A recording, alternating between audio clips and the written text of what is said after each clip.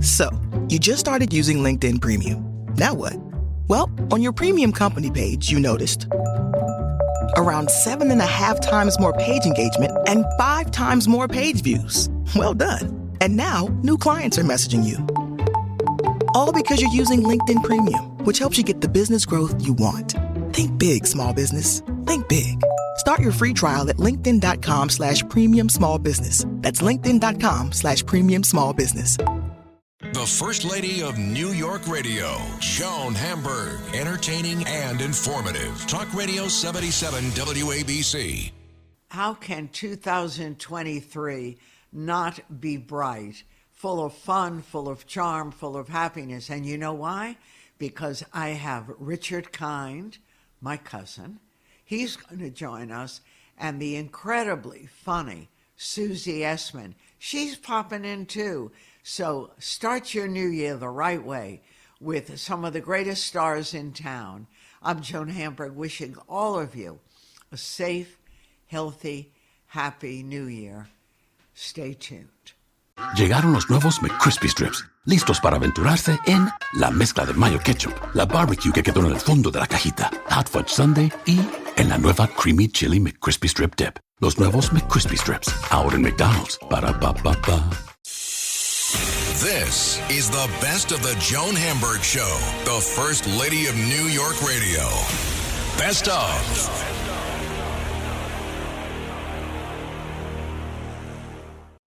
Taking you behind the curtain. It's the Joan Hamburg Show. Talk Radio 77 WABC. Welcome, everyone, to the Joan Hamburg Show. And you are all lucky because you are going to meet one of the stars of the hottest new TV show. It's the new CBS police drama called East New York. And everyone is talking about it. First of all, it was top secret. You would try to get members of the cast, people who were on the production side. They wouldn't talk about it. But word of mouth was big. And Richard, this is great. Richard Kind is a fabulous actor. He does everything. He's a comedian. But as I was telling all you guys, he's very funny, but he's also one of the best actors that we have, and that's everything from TV to Broadway. Even You're nominated. only saying this because we're related. I know, but it's okay. It's true. Everyone like in the family. You're like my mom. She was right. I mean, you're all the best. My son keeps saying to me, we can't all be that good. You've got to give us a break. I say, look, you're perfect. What are we going to do? Right. Every mother has the perfect son. So we all have to be that great.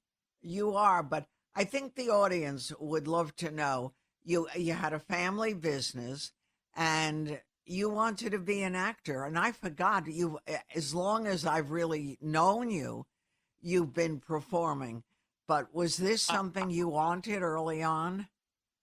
When in 5th or 6th grade, I think it was 5th grade, I played Fagin in Oliver in the class play. It was a nothing play. Right. And somehow I really liked acting. I don't know whether it was ego. I don't know whether I liked being another person. I don't know what it was, but I really, really liked it. And I remember singing the song In This Life, One Thing Counts, the song from Oliver, and being absolutely alone on stage and walking back and forth and just having the audience in the palm of my hand, and they were all listening to me. That, if you want to know, I can name the point when I started to want to be an actor. Now, as you well know, most Jewish kids from the suburbs are raised to not be an actor or go into athletics or be a rock star. They're born to take over the family business. Right. Well, I had no intention of being an actor. I had a dream, but no real intention. And then I was supposed to go to law school, and my dad's best friend, who lived at 2 houses away, it was Sunday afternoon, we're watching football. There was a commercial, or maybe it was halftime, and he said, you should you've got to try acting for a year, because when you're 40, you will resent your life. You'll resent your wife. You'll resent your kids, everybody who prevented you from doing what you dreamed of doing. And I'll admit I had some talent, not nearly the talent that I grew into, but I had some talent.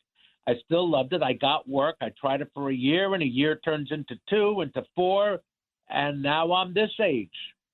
And all of a sudden, and I got to admit, I don't think I was, when I look back at it, I don't think I was very good. I think I had energy. I think that I have a certain charisma or a likability. Right. You were funny. And then always. I just became a better actor. You know, you do it enough, you got to become better. But do you think that you went to Northwestern, as I recall? Yes. And which is a great school for performing. But then you went off to Chicago. Yes. And I was a pre-law major at Northwestern. I was supposed to go into law, which my dad said, if you want to come into the business, you got to go to law school, get a dual degree in law and business, because he felt that he would have been a much better businessman if he had done that. He was a great salesman, but he always worried about what a businessman he was. So he wanted me to do that, and I said I would do it. And so I was pre-law, and then his friend said, try acting, which really was the killer for my father, although my father supported me 110%. But when they say try acting, I mean, we all know we have actors in the family, and not everyone as successful as you. But you, when I look back, it didn't seem to take that long. Mad About You, Curb, Spin City. Well, okay. You got 4 years in New York doing off Broadway, doing nothing thing, going on tour with a children's theater with a decent play, but it was for adults too, but it was Daniel Boone. So I cut my chops. When I was finished those 4 years in New York, I went to Second City. I was 4.5 years there. So all of a sudden, I'm 31 years old, and I go to L.A., and I got work immediately in L.A. I booked a series. Then I booked Carolyn. I booked another series. Then I booked Mad About You. Then I booked. You had an agent by this time, right? Well, yes, I have an agent. You know, everybody thinks, oh, do you have an agent? You're okay. Yeah. An agent doesn't open doors. An agent shows you where the door is. Mm-hmm. Okay, you got it. You got to go. Everybody, you know, like you're quite a well-known figure in show business. People know Joan Hamburg, but your son got to where he is because he was good, because he worked hard, and he made his own opportunities. But you can't say, I can't believe that he's where he is today because of you. Would you agree with that? Oh, absolutely. Yeah, of course. And it's not an agent. It's not an agent who got it. He worked hard, showed promise, wrote, got a chance to direct, lived up to his abilities, and is now one of the most successful men in Hollywood. Yeah, right. And it wasn't his agent that did it. What? I said it's hard to believe, but you're absolutely right. I know. It wasn't his agent. It was he who worked really hard, and thank God his talent matched up to his ambition. But I always look at Amadeus. Salieri tried and tried, had so many. Well, he had a modicum of success, but it was Mozart who was successful. Right. You know, absolutely you can always say, right. oh, do you have a good agent? Do you have an agent? Agents don't do anything. Agents show you where the door is. You got to open it. You got to stick your foot in there and say, I'm here. And you did, and it worked. It does work. Talent will out, but you got to have talent. I don't believe in what's the word? What's the word when nepotism? I don't believe in nepotism. I don't believe in going to parties and meeting people. What I believe is going and doing a play or making a short film or doing stuff on YouTube or TikTok or whatever if you're an actor. Look, anybody could become famous on TikTok. Right. All you got to do is be pretty or have a gimmick. But if you really want to be an actor, you got to become good before you become rich and famous. That's a really important thing. And if you become rich and famous before you're any good, you'll last maybe 3 or 4 years, and you better save your money. Mm. So your first big TV break, that was just you knowing there was an audition and going for it? My agent sent me up for it, and I went. And I proved to be okay. And it was a show called, you'll never believe it, but there's a very funny story. It's called Unsub. And you're going to say, what? Yeah, and I used to call it Unsub what Unsub. It's Unsub stood for Unknown Subject, UNSUB. This was, you must understand me, all the procedurals you see now, SVU or Law and Order, all of those shows? Right. This was the first. This was the first procedural. It was around 1982, 1983. A guy named Stephen Cannell, who did the A-Team and shows like that. He produced this show. It was very violent, and it was the first procedural. And whenever I see Peter Roth, who just up until this year ran Warner Brothers, he used to run Steve Cannell's company. And whenever I see him, he always holds out his arms and he goes, "We were the first." And it only lasted 10 episodes back in 83. But that was, so you're thinking 40 years ago, that was the first one, the first procedural. Wow. And then other shows came after. Wow. But then tell me about East New York, which is really, everyone's talking about it. Okay. Now, this is very funny. I have had a long, and I'm in the area code of distinguished career. Not exactly distinguished, but I'm in the area code. I've done some really great movies, and I've been lucky to do really good TV shows. This is, I'm praying, so far for me it is a crown jewel. It is a wonderful, wonderful police drama for our times. It is not a procedural. It's a drama. There's about 8 major characters. It's like NYPD Blue for today. And I am playing a cop, and it's not funny. And I'm hoping that when people see the show or see coming attractions, see trailers, they don't think they're going to see it. They're going to think they're seeing a comedy, because it's by no means a comedy. It's about a woman of color who becomes the captain of a precinct in the worst neighborhood in New York, which is East New York, which is in Brooklyn. And it's and everybody says, "Oh, are you a good cop or a bad cop?" There are no bad cops on this show. There are cops who have flaws, but they want their society, they want their community, they want to uphold the law, and they're policemen. And if you ask me, a great percentage of policemen want to do just that in the world. But unfortunately, they're not as interesting in the newspaper. What's interesting is the bad cop. That's an interesting thing. Unfortunately, in our show, the cops try and do good. It's the criminals who are bad, and we concentrate on them. So, Richard, I'm talking to Richard Kind, and we're talking about the new CBS drama. In this, you're playing Stan Yanko, who is a police captain. Did you have to hang out with the cops to get what's behind it, or? I got to say, well, first of all, you don't have to do anything like that. You can use your imagination. I have not yet hung out with some cops. The woman who plays the lead happens to have a boyfriend in New Orleans who indeed is a policeman, and the other cops, because she was working, she did a couple of movies in New Orleans, which is where she met him. And so she did ingratiate herself into that community and learned a lot about it. So she's lucky.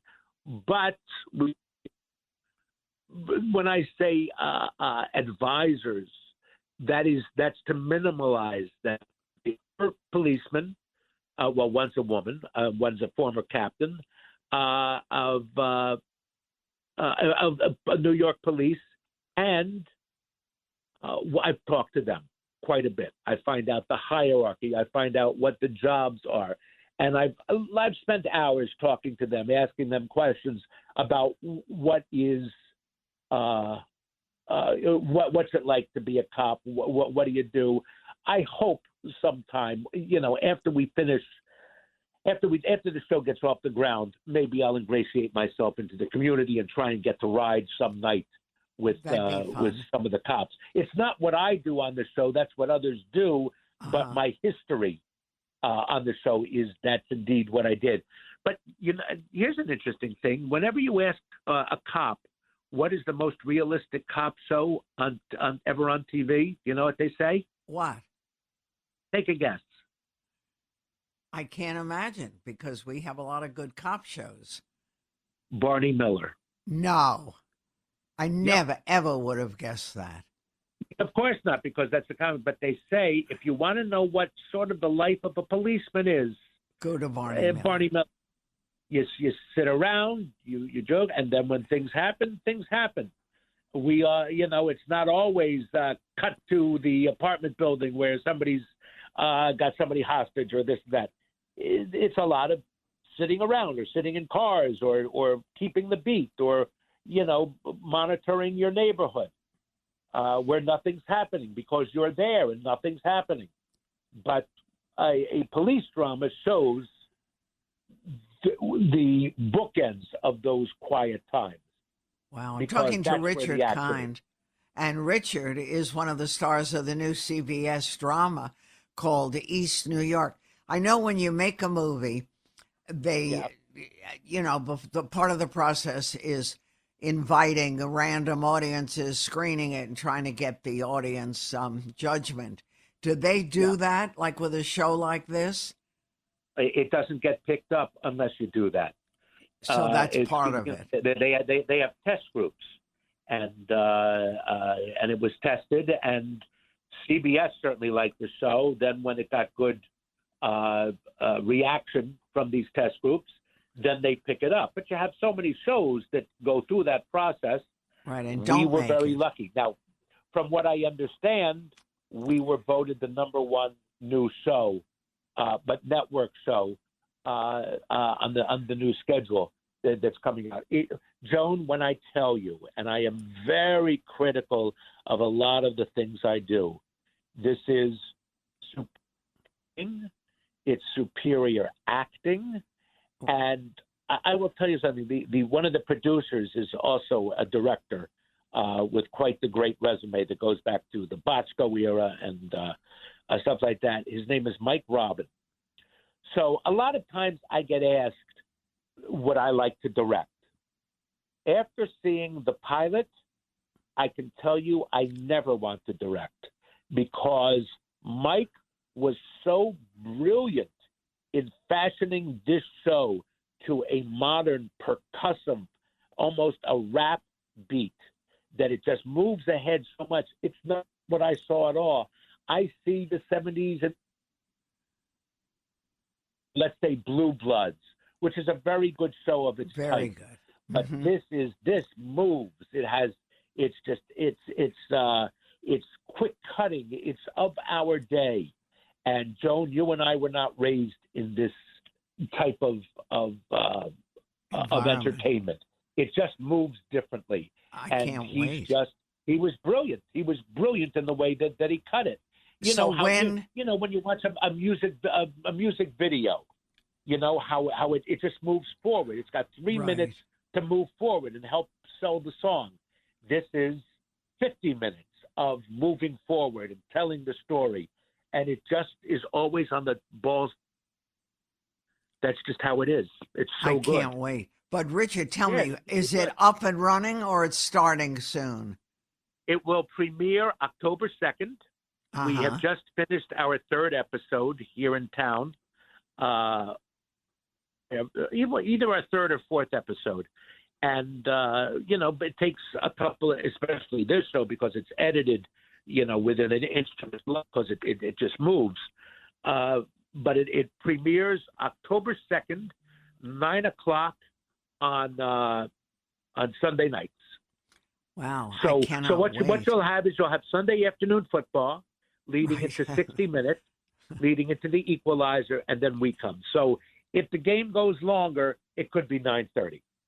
Well, it sounds But- really but- great. So when you get a show like this, Yeah. and you're taping it as you go along, do you Yeah. do other things too, or you concentrate on this? Well, that's a very good question. That can be answered by my agent. Here's what happens is I love doing all different types of things, as you well know. You Yes. see me do, I've done an opera at Lincoln Center.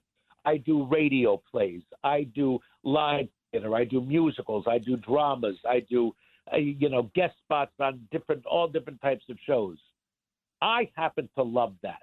However, when a series presents itself, I am beholden to their schedule. Whether or not I'm available on a certain day, let's say things change. Let's say you're supposed to shoot a scene outside and it's raining. You can't shoot it outside, so they switch days. I am always loyal to the my show. job for which I have a contract for. But will I be doing other things? Absolutely. For instance, I'm doing something at the Triad Theater. I'm going to tell you when it is. It is on the 19th of September. I'm doing a 2-person show. You know Jackie Hoffman, don't you? Yeah, of course. Jackie Hoffman and I are doing a 2-person show called Kip and Sylvia. And it's just a tryout. A great, great, great writer. Wrote on Seinfeld, wrote on Cheers. A guy named Tom Leopold wrote this thing. He wrote all the songs. And we're going to try it out on that Monday night at 7 o'clock and at 9 o'clock. It's an hour and 10 minutes. It's a Okay, we'll lark. have to go. It's fun. Yeah, if you want to come see it, it's a very limited ticket. Audience, But, yeah. you see that. And I do all sorts of things. I was on a show called The Other Two. I think I'm going to be doing an episode of that later, early next. If I can do Curb, I have no idea, but I love I know Curb we Your loved you in Curb. Yeah, I love it. Now, it's all of whether Larry has written a part for me, but my producers love that show, and they told me, hey, if they wrote a part for you, we'll let you off for the 2 or 3 days, and I'll go do Curb. I just great. love doing everything. I know, really and do. you're I good like, at it. it keeps, and if you do a TV show, I'm not going to say it becomes monotonous because it certainly isn't, especially this one, but it's the same character and the same genre, and I know what my part is. So if I can do readings of something else, You're just, happy. a week long, I'll do it. Of course, it's such a fun thing to tackle other things. Well, it's all great. Yeah, I'm a very lucky. You know what? At my age, with my resume, which is mainly comic, to get this show, an hour cop show, where I don't have to wait for a laugh or try and get a laugh on every That's third so line. tough. What a Right. blessing! What a blessing know, of so my glad. career. East I'm the New luckiest York. guy in the world. Well, Yes. you're also one of the most talented guys in the world, and that certainly does help. By the way, before I let you go, how's your golf? Richard happens to be a great golfer. I used to be a great golfer. Then I had 3 children, and children can ruin your golf game because you got to spend time with them and not time on the golf course. I know the golf course is very demanding. But for what I look like, I'm a very good golfer, and I just got new clubs, PXGs. I will. This is like a plug for PXGs. They are as good as they say. PXGs Really? are fantastic. Oh my God! Just even when if you're not that good a golfer, the sweet spot is just huge on their clubs, and it's just great. They're wonderful clubs, and I am in there. I hope to be playing until you Thanksgiving. can't. Okay. Yeah, until I can. Right. All right. But Lots of you love. do the same thing. And how are you? Are you good? I'm good. Everything's good. I'm glad. And we'll talk soon. And before you do your show with Jackie, we'll give it a plug. So let me know. You got it. All right. Okay, And remember, okay, October 2nd, East New York. A Okay, wonderful we're show on ready. CBS, I Thank hope. you, Richard. Joan, Cousin I love Richard you. Kind. I love you so you much. too. Thank you. We'll talk right. soon. I'm Joan Hamburg. That's Richard Kind, a member of the family, but one of the great actors, comedians, and a TV show that everyone is talking about, East New York. Stay tuned. There's lots more ahead. You're listening to ABC. So good, so good, so good. New markdowns up to 70% off are at Nordstrom Rack stores now. And that means thousands of can't-miss deals just in time for summer. The denim section is unreal. Why do I rack? All the dresses. I always find something amazing.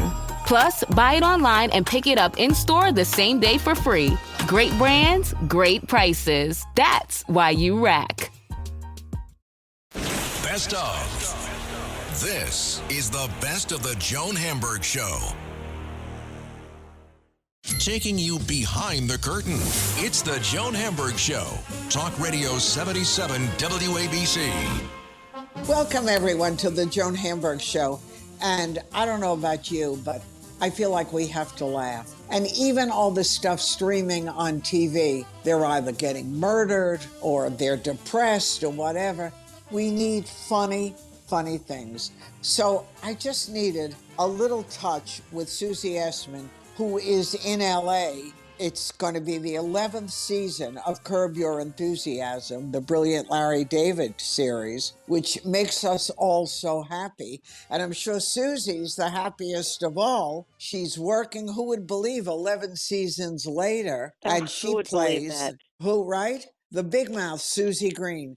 So do you have an apartment in LA? You know what? We rented a house for 6 months. That was nice. It's actually been fine because Jimmy, my husband, is here with me, and Popeye, our dog, and he plays golf, and I work. What a life he has, huh? He plays golf, tell you, I work.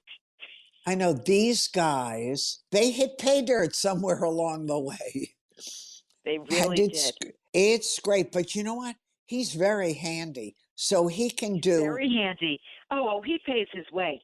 He's very, very handy. Has dinner ready for me when I come home from shooting for 12, 14 hours. No, he's the best. And we're just, it's beautiful weather and we're here, but I'm homesick, of course. You know me. I got to be in New York. You know what I missed the most, Joan? What I missed the most from this whole pandemic, I realized, besides the fact that I'm dying to shop and get a pedicure and like all those things, I miss people watching in New York City.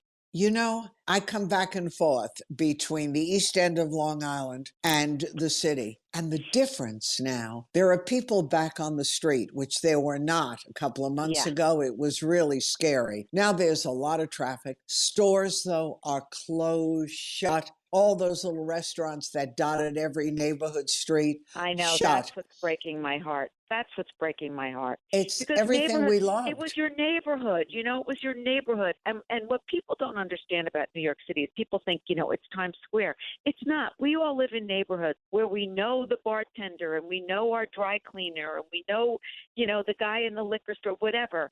It's our small shop mom and pop merchants that I miss so much. And I'm worried about all those people. Well, you have good reason, because the signs, which in the beginning were closed, will open soon or whatever, those are gone. Now it's just done, closed. And the city, people who are on the street have their heads down and they're walking like they're in a rush. The way we used to walk and look at everything. And they're in masks, which I'll tell you the truth. It's sort of, I can't breathe or even see wearing these things, but forget makeup, forget lipstick, forget anything. Oh, the lipstick industry is suffering tremendously. I know, seriously. Because you put lipstick on, then you put the mask on, it gets smeared all over the place. I know. But who puts anything on? I am desperate. Beauty parlors, things that we took for granted. I would love us to do. Now all we do is talk about who's delivering food. I'm cooking. You can't even believe how much time I'm spending in the kitchen. Speaking of a handy husband, my husband now does my hair color. No. Yes. Too bad you live so far away. Well, he's a really good artist, so he used to paint. So it's just like painting. It's just gray roots. You just paint the gray roots. I think that's It's not rocket fantastic. And science. he's cooking too. I'm talking, by the way, to Susie Essman, one of the stars of Curb Your Enthusiasm and innumerable other things. I first met Susie, I forget how long ago. She was doing a lot of stand-up and was a friend. We had a very good mutual friend. Wasn't that how we met each other? I forget how long ago. I think so. Anyway, who knows? so it's a New York story. It's a blur anyway. Our whole everyone's lives are a big blur. Now we talk about, did you get your vaccine? Even when we talked about traffic in the past, it was wonderful. No more. Here's the upsides of COVID. Okay, I don't have to see anybody I don't want to see and make excuses. You have like a ready-made excuse in terms of socializing. People don't recognize me on the street because I'm wearing a mask and usually a hat and sunglasses. You don't have to shake people's hands. The handshake is over. Over. It should be over. Touching people's sweaty palms. It's enough. Oh, gosh. I know. And we're all finding out we have skills that we didn't have before. Like, I'm very hyper, but I swear to you, I could go for hours doing nothing. Sometimes I'll hold a book because I'm ashamed. But I don't necessarily read it. What are you doing, Joan? Are you just staring into space? I sort of just stare into space. And then my daughter, who's working her fanny off, will come and say, she's got a great business. Right, that new business is booming. And she'll say to me, what are you doing? And I say, I'm thinking. She said, you're thinking? I said, yeah, I got to think, so I'll talk to you later. And that's what I'm doing. I don't even know what day of the week it is. I know. And we're lucky. Why? We're lucky because we're working and we've got stuff. And we got, you got a house. I mean, it's just space. Absolutely. I know. We have people come visit in the backyard, like that. So, but I think by this summer, we'll all of us, especially all of us vaccinated people, by this summer, we'll be able to socialize again. In small groups. with small groups within limits. So, but I'm curious now. Of course, Curb is a series. It's fabulous, but you're not doing stand up anymore. No, or you don't have time. But when we talk and think about comedy, like, what's funny now? I can't take any more Trump stuff. I'm really sick of it. No. We're done with him. Although I will say this, I've been sleeping so much better since the inauguration. Right. You feel your heart is at ease. I'm sleeping through the night. I don't feel so anxious. I don't feel, and part of it has to do with him, and part of it has to do with that I feel that as though this is getting under control and we're getting vaccinated. And it's still going to take a long time, but there seems to be a light at the end of the tunnel in terms of anxiety. You know what? I hope so. From your mouth to God's ear, as we used to say all the time. But I mean, I feel for comedians too, because there's a whole generation, and this is another thing that upsets me when I think about it, the restaurants. And there's a whole generation of comedians that just missed, a year and a half or a year, whatever it's going to be, of their stand-up life. And nothing is more important for a comic than stage time. You just got to get up, especially in the beginning. You just got to get up over and over and over again. And there's no place for these kids to do it. I know people are doing underground and they're meeting on rooftops, but the Zoom doesn't really work for comedy for me. No, I don't think it really works for anyone. And I don't understand. Now, of course, they all have to be politically correct, because if they aren't, it comes back and hits them in the face. Right. But, and there's Twitter and all this. It's like another reason I don't even want to do it anymore. It used to be, you were in a comedy club and it was smoky. Everybody smoked and it was down and dirty and you could say whatever you want. And it was private. And we're just all in this kind of situation together, the audience, the performer. And now it doesn't feel private anymore. No, it's different. Exposed. But a show like Curb with a guy like Larry David, who's right there in your face, but still, how does a show like yours stay so relevant during very complicated times?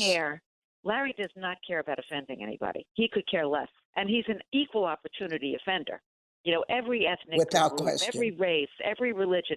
And he does not care if somebody's offended. He doesn't care if he's politically incorrect and somebody comes down on him about. He truly does not care, which gives him incredible freedom to just be funny. Do you care about insulting people or being taken the wrong way, or you don't care either? Me personally, or when I'm on the show? Well, when you're on the show, I care. obviously. When I'm on the show, I don't care because then I'm playing a character. So I'm playing a character. If my character says something, it's my character saying it. It's not me. You know, right. So I could hide behind that, which is kind of great. And then that's why I get to yell and scream and curse and be angry. And it's my character. It's not me. And people, why didn't you tell me that there was this thing you were doing where people would literally pay to have you shriek at them? Yeah. They love that. People, they love to be yelled at. What can I tell you? I'm just lucky that I've made a living at it all. I'm lucky that I make Larry David laugh so hard because that's how I've made a living all these years. And it's just, not only is it a funny show, it's the most fun show to shoot. You know, we just have so much fun shooting this show. We laugh all day long. And it's completely improvised, as you know. So there's no stress. There's no memorizing lines and, none of that. Right. I just feel like the luckiest girl in these United States having this job. So what happens, because it is free and it is ad lib, what happens if something doesn't work, like stand-up? You know, you can always come back the next night and fix it. But what happens when you're doing something like Curb? You say cut, and then you do another take. Okay. And is Larry very much listening to everything? Yes. He is so on top of everything. Just the other day, we were shooting a scene, another dinner party at Susie Green's house. We have a lot of dinner parties. and your cousin, Richard Kind, was in the scene. Isn't he your cousin? Uh-huh. How are you related to him? Richard, it's actually, this is going to bore everyone, but he's my Aunt Adeline, who married my uncle, my mother's brother. So it's like he married into my family. And then we immediately adopted each other. And his father was in the jewelry business. And believe me, really? The last thing they wanted was their big galopi son to be a comedian. And to do all the stuff. He was in Chicago doing improv. The guy does not stop working. I know he works constantly, and he's so good. He's good at drama. Funny. He's good at comedy. He's terrific. I know. I'm so glad he's in the 11th season, which is great. Who else is in it? But anyway, so we were doing a scene at the dinner party, and I said something to him, improvised, and then. And then Larry will say to me, you know what, don't say that because that tips the joke or whatever. That gives away, blah, blah. So then we do another take and I don't say it. It's like very simple. It's just very kind of, easy. And you probably laugh a lot on the set too, which is a gift. We laugh nonstop. I'm not allowed to tell you. We have a lot of great guest stars, which I'm not allowed to tell you. But the regulars are all back. Vince Vaughn is back. Ted is back. Cheryl's back. JB. Jeff, of course. Unfortunately, Richard Lewis is not back because he's had some back surgery, so he's not able to come back. I know. Is he okay? He's Joan, as I am talking to you now, I am lying with an ice pack on my shoulder. This is old age. Why? I don't know. I woke up with something. I woke up. You just wake up. It's like, oh, my God, I pulled my shoulder. This is old age.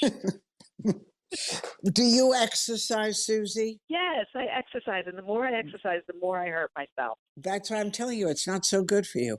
It's just making all the parts scream. I'm talking to Susie Essman, who's in LA for the 11th season of Curb Your Enthusiasm, one of my all-time favorites. I can't wait for it to come back, but we have to wait for the fall. How do they work on the set? Do you have to wear a mask until it's time? It's very protocol. We actually took 5 weeks off because things were very bad here in mid-January. So we just decided to take a few weeks off. And we're a very old cast. We're all high-risk people on our cast. Everybody's in shields and masks, and there's hand-washing stations, and everybody gets tested every day, and they all wear these kind of Fitbit-like things around their wrist, which if you get too close to somebody, it buzzes. You're kidding. That's a great idea. Big brothery, And they also have that for contact tracing. If anybody tests positive, they can somehow contact you. It's a little creepy, but it's necessary. I feel vulnerable because when we're doing scenes, we're not in masks, obviously, when we're doing scenes. So everybody is masked except the actors, but they're incredibly careful and, nonstop testing. And now that I just got the second shot, I'll feel a whole lot better, I think. I'll feel a whole lot more relaxed after 2 weeks. about that. And even though you still have to be vigilant, I'll have a little peace of mind. No, I know. And my son was saying that they get tested at least 2 or 3 times a week. Yeah, we get tested every day. When they're shooting. Every day when you come in? Every day. We get tested every day. Now, testing isn't preventative. So, all it could do is, and there have been a couple of positive tests, and we have zones, the A zone and B zone, and who's allowed to be near each other. And unbelievable, right? But I do think it's one of the safest places you could be because the protocol is so strict and we're constantly tested. But it'd be great. Hopefully within, I don't know, a month, 6 weeks, everybody can get vaccinated. It would be fantastic. We need that, and it does make a difference. The Israeli thing, where it's done so incredibly well by vaccinating almost everyone in that country, and they just did a whole thing here where they couldn't believe. They looked at the rates of vaccination and this terrible virus, and the vaccination is like a miracle. Yeah, even in the beginning stages. So, how is life in LA for you beside working? I know you miss New York, but have you adjusted to gorgeous weather? Yes, we take long walks every day when I'm not working. But we don't really see too many people.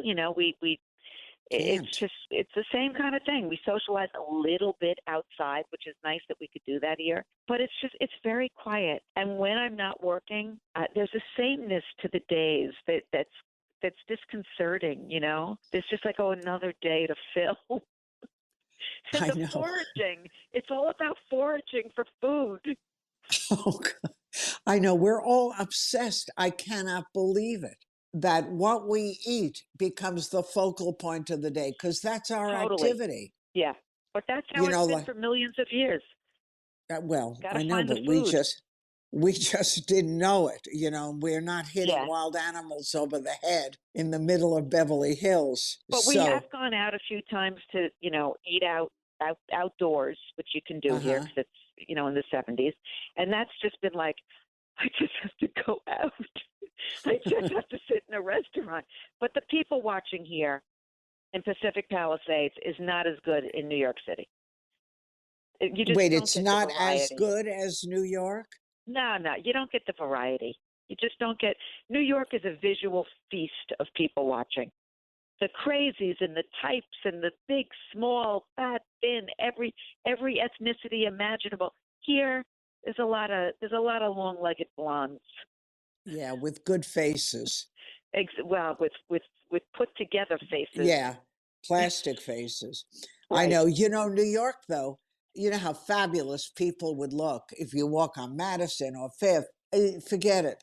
Jeans, sweats, not good. I mean, everyone is schlumping around because no one's going anywhere. Right. They're going to open the movies soon. And I'm going to be very curious to see if people are willing to go inside. Wow, Broadway I miss. I miss Broadway tremendously. And that's another. I feel so, all these actors, and it's just, horrible. No, it's a horrible time. And when you look at the thousands of people unemployed, not only actors, but the people who make the costumes, who work on the shoes, the stagehands, it's a disaster. Everybody, yeah. There's a lot of ancillary. There's, you talk about costumes. Then there's the dry cleaner. Then there's the caterer. Then there's so many ancillary people in all these businesses that are affected. But, I am a New Yorker, diehard New Yorker, as you know, and I totally believe we'll come back bigger and better and stronger than ever. I really do. It's just going to take some time. Yeah, we will. And we have to be patient, and we have to be very supportive, because definitely tough times ahead. However, but when Broadway comes back, I want your entire audience to run out and buy tickets and support. Absolutely. We're going to make them do that and do all the things that have passed because there's no one to see it. And we need people to get their jobs back and kids to go back to school. That's why the vaccines are essential. Anyway, Susie, I'm so happy to hear from you. I hope things continue to go well. When do you think you'll be back? Early May. Okay, so you've got a couple more months. Yeah, a couple more months, and then once we're back, we will come take a ride out to the Hamptons and visit. Okay, we look forward to it. Say hello to your husband. Stay warm. And I'll talk to you soon. All the best. Susie Essman, ready to go into the 11th season of Curb Your Enthusiasm. We'll see that in the fall. Thank you for sharing, Susie. I'm Joan Hamburg, and you're listening to WABC.